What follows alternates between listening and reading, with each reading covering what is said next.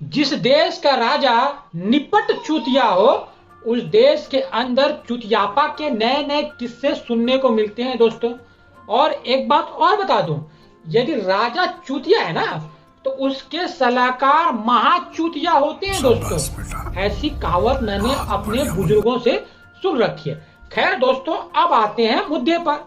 हमारे देश के यशस्वी, समझ रहे आप लोग, हाँ, महामानव, ऐसा लगता है कि अब चीनी को भी 100 पार करेंगे।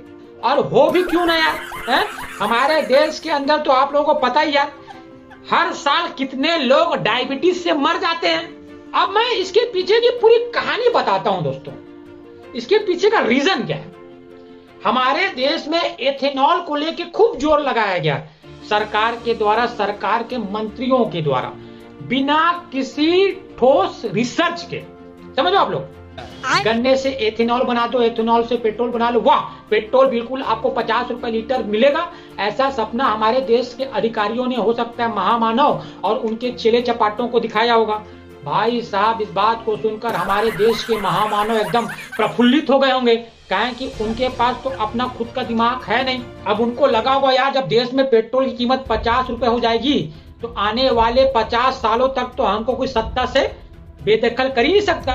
लेकिन भाई साहब, यहाँ कहानी पलट गई। मोदी जी वाह। एक्चुअल में एथेनॉल के लिए चाहिए क्या? गन्ना। और शक्कर बनाने के लिए क्या चाहिए? गन्ना। तो यहाँ पर सरकार ने सब्सिडी देकर बड़े बड़े एथेनॉल प्लांट लगवाए। उनको चाहिए था गन्ना और चीनी मिलों को गन्ना मिल नहीं रहा है। तो भाई साहब, अब बढ़ गई है शक्कर की कीमत देश के अंदर। और चावल से भी एथेनॉल बनाया जाता है, तो चावल तो पहले ही 100 के करीब पहुंच चुका है। अच्छा, ये जो प्लांट लगाए गए एथेनॉल के, इन उद्योगपतियों को खूब सब्सिडी बांटी गई दोस्तों, खूब। और आपको पता होगा या नहीं, मैं आपको बताना चाहता हूं कि देश के अंदर 2014 के बाद 300 से भी ज्यादा एथेनॉल के बड़े प्लांट लगाए गए और उनमें करीब 70 से 80% जो पैसा लगाया गया वो बैंकों का फाइनेंस के द्वारा।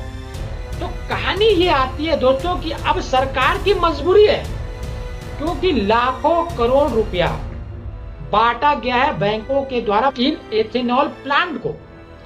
अब यदि ये एथेनॉल प्लांट बंद हो जाते हैं तो इसका सबसे ज्यादा असर किसको होगा? बैंकों को होगा। और यदि बैंक करप्ट हो जाते हैं तो भाई साहब, इसका सबसे बड़ा असर होगा देश की अर्थव्यवस्था पर। तो भाई साहब, अब महामानव के सामने सबसे बड़ी चुनौती है इस देश की अर्थव्यवस्था को बनाए रखना।